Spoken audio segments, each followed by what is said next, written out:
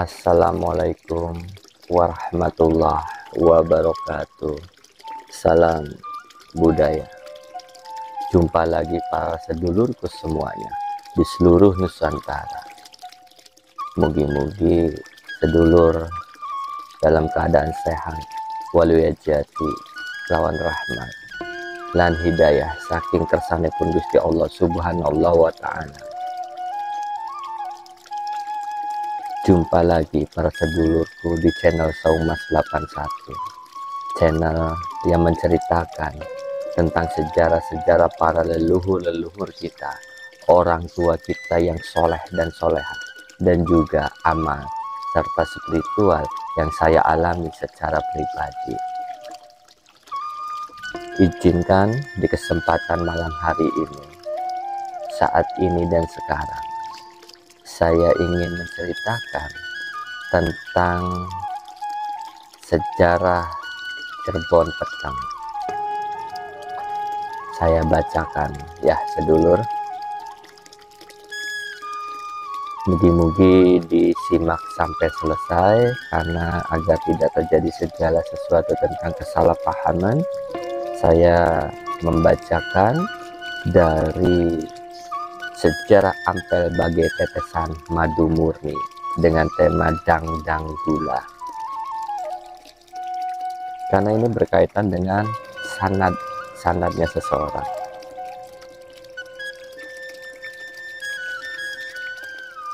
Bismillahirrahmanirrahim.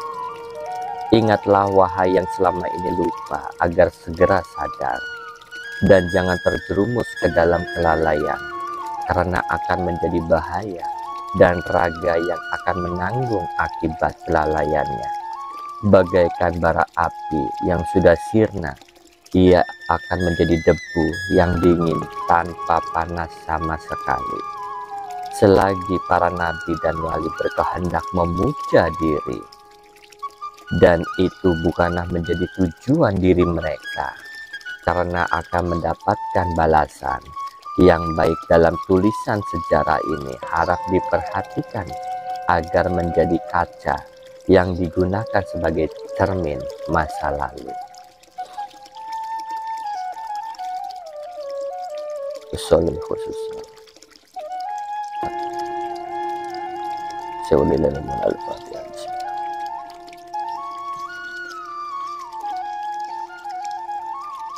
Amin amin ya rabbal alamin. Sejarah Ampel bagai tetesan madu murni, Dangdang Gula, dengan menyebut nama Allah yang Maha Pengasih dan Penyayang. Perkenanlah kami menceritakan sejarah Ampel Denta.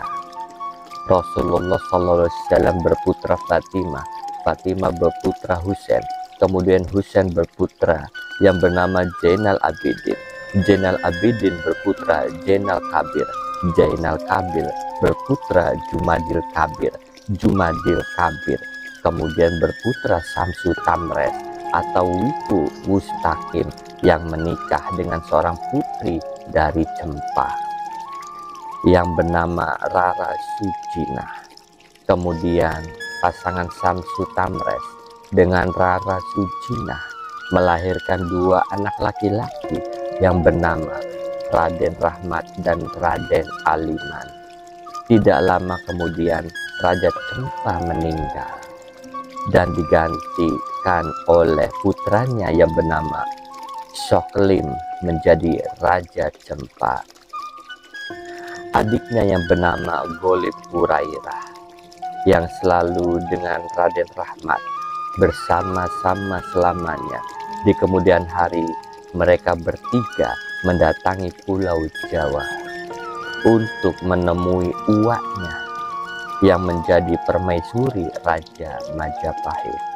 Permaisuri Raja Majapahit itu adik dari Rara Sujinah yang bernama Endarwati Kamulyan. Raden Aliman, Raden Rahmat, dan Golib Hurairah ternyata diterima baik oleh Raja Majapahit, sehingga mereka bertiga berdiam lama di kerajaan Majapahit. Setelah mereka bertiga berdiam lama di Majapahit, Akhirnya mereka mengetahui bahwa Raja Majapahit masih memeluk agama Buddha. Setelah mengetahui keadaan ini, maka mereka bertiga menghadap kepada Raja Majapahit untuk menyampaikan agama Islam, dan agar Raja Majapahit itu mau dengan sukarela untuk memeluk ajaran Islam.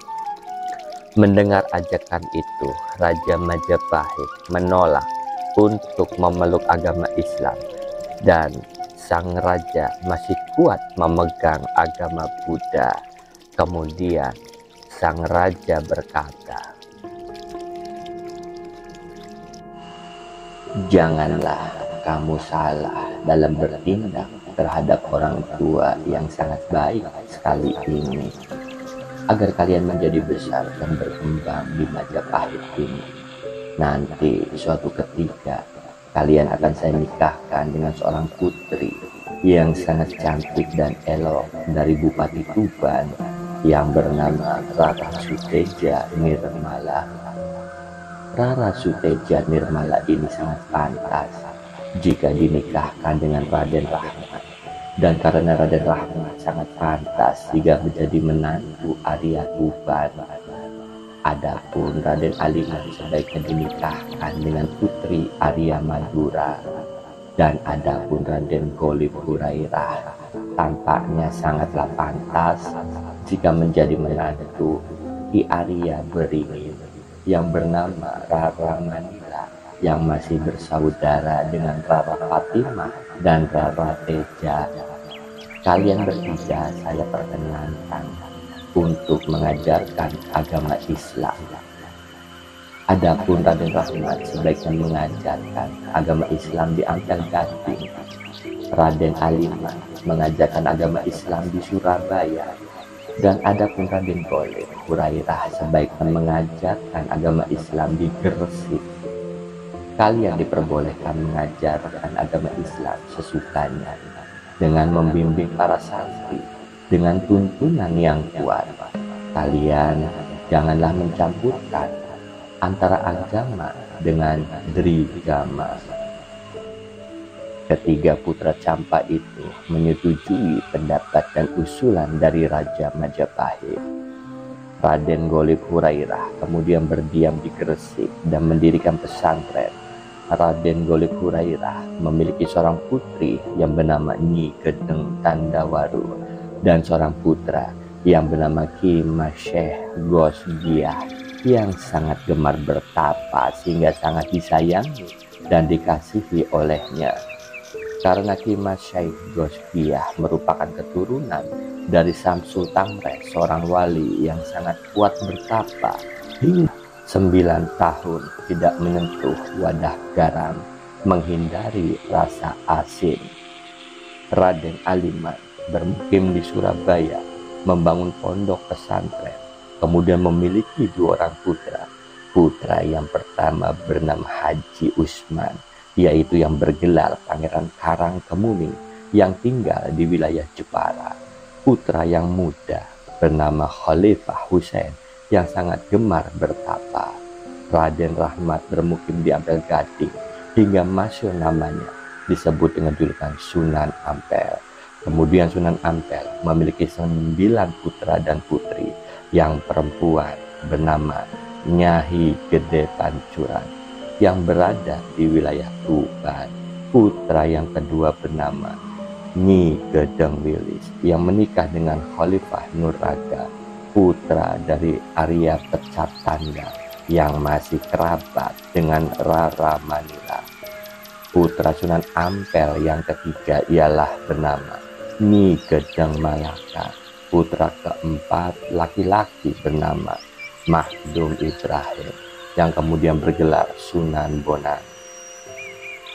Sunan Bonang yang menikah dengan seorang putri bangsawan dari Tuban. Putra kelima Sunan Ampel ialah laki-laki yang bernama Masyaih Mumat yang telah bergelar Pangeran Derajat.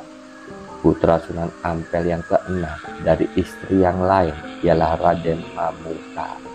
Putra yang ketujuh ialah seorang laki-laki yang bernama Raden Sya'ban. Putra Sunan Ampel yang kedelapan ialah seorang wanita yang bernama Nyai Mindra.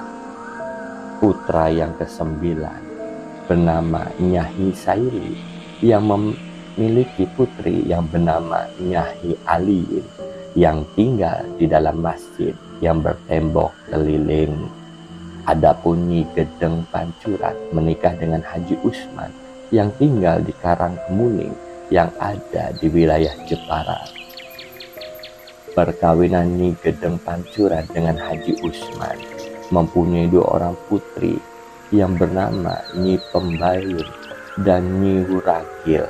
Nyi Pembayun menikah dengan Haji Usman Tayum, kemudian memiliki anak laki-laki yang bernama Sunan Undung. Nyi Wuragi menikah dengan seorang yang bernama Ma'dun Sampang dan memiliki 3 orang anak yang salah satunya bernama Ki Mahdum Langgar. Kemudian putra yang lain bernama Kiai Toyib dan Nyi Kusuma yang berputra Syekhuddin yang nanti menjadi kadi di Kesultanan Demak. Adapun Nyi Gedeng Malaka yang menikah dengan Khalifah Husain itu memiliki 4 orang anak. Anak yang pertama laki-laki bernama Raden Bandar yang menikah dengan Nyi Tulis yang masih kerabat dengan Mas Syaikh Kami, putra dari Ki Gedeng Wilis. Memiliki anak perempuan yang bernama Nyi Sariyah yang menikah dengan Sunan Undung. Sunan Undung dan Nyi Sariyah memiliki putra yang bernama Sunan Kudus yang sangat agung dan mulia.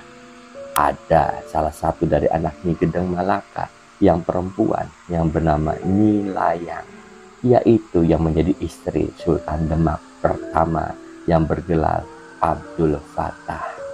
Pernikahan Nyi Layang dan Sultan Demak Raden Fattah mempunyai 2 orang putra, yaitu Pangeran Sabranglor yang menjadi Sultan Demak kedua. Anak yang lain dari Raden Fattah dengan Nyi Layang ialah Pangeran Trenggono yang menjadi Sultan Demak ketiga. Begitulah keturunan orang-orang mulia yang bercampuran dengan menikahkan anak-anaknya dengan kerajaan lain, terus berkesinambungan hingga zaman ke zaman, yang keturunan mencerminkan sebagai keturunan para wali. Alhamdulillah para sedulur, sudah kita saksikan tadi ceritanya tentang Dangdang Gula sejarah petang Cirebon. Nanti insya Allah jika berkenan Allah mengizinkan, di kesempatan selanjutnya kami akan membahas tentang sejarah petang, temanya tentang Sinom. Jadi saksikan terus video ini sampai selesai, karena takutnya ada sesuatu kesalahpahaman tentang sejarah ini. Adapun kami di sini hanya menceritakan tentang sejarah petang pada umumnya. Bagi para sedulur yang sudah subscribe, kami ucapkan matur kesuwun sangat. Mugi-mugi kebaikan dunia dan juga akhirat diberikan oleh Allah Subhanahu wa Ta'ala. Dan bagi yang belum subscribe, mangga dukung selalu channel sejarah ini agar terus ada dan eksis. Pula pamit para sedulurku, mohon ampura jika ada satu salah kata dan kalimat dalam hal penyampaian. Hampura sangat. Assalamualaikum warahmatullahi wabarakatuh. Salam budaya.